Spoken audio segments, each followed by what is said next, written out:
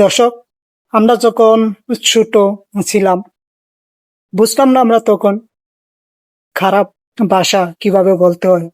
তখন আমরা একটি জিনিসই বুঝতাম, খারাপ ভাষা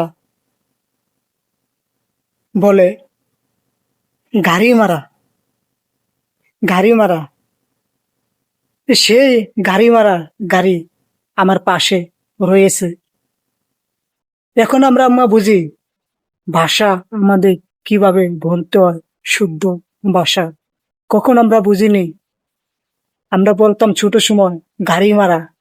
এখন আস্তে আস্তে আমরা বুঝি গাড়ি মারা তো ভাষা কোনো নেই। ভাষা হলো আমাদের গাড়ি, অথবা ভারী, অথবা মনের হালকার। অবশ্যই আপনারা আমাকে উৎসাহ দিবেন যেন আমি আপনাদের মাঝে ভালো কথা নিয়ে আসতে পারি।